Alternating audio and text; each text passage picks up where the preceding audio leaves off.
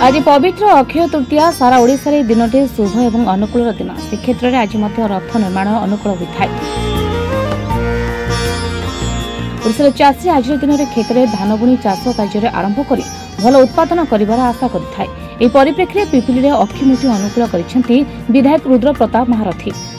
अक्षय तृतीयार शुभ अवसर रे आज आम अक्षिमुठी अनुकूल कर दुर्गादासपुर ग्राम पंचायत रे आज का दिन आम समस्त गोटे खुशीर दिन पवित्र दिन। आज का दिन में महाप्रभु जगतरनाथ जगन्नाथ रथ कार्य आरंभ हम तो निश्चित रूपे आज का दिन में माटी माँ को पूजा करी अक्षिमुठी अनुकूल करी आज चाष कार्य आरंभ करती चाषी भाई भौणी माने।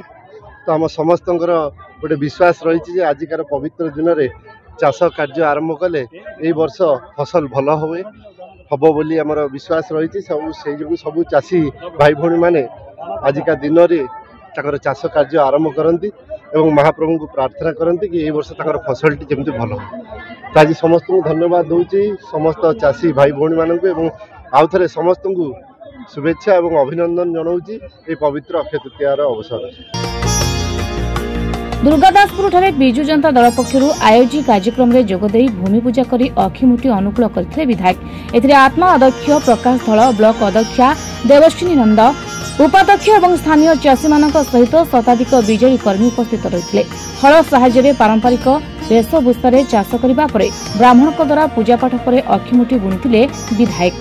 पवित्र अक्षय तृतीया एवं अक्षिमुठी अनुकूल आज पिपिली ब्लॉक दुर्गादासपुर ग्राम पंचायत रे मान्यवर विधायक श्रीयुक्त रुद्र प्रताप महारथी द्वारा अक्षिमुठी अनुकूल होती एवं मु महाप्रभु श्री जगन्नाथ निकट में प्रार्थना करुच्ची आम पिपिली डेलांगर समस्त चाषी परिवार केमती ए वर्ष भलरे फसल अमल हो एवं भल फसल हो एतिकी मोर महाप्रभु जगन्नाथ निकट में प्रार्थना रहिबो।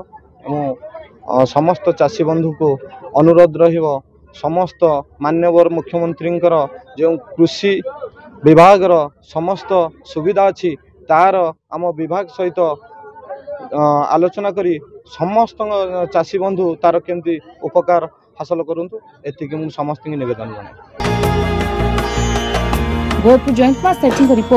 Reporters today.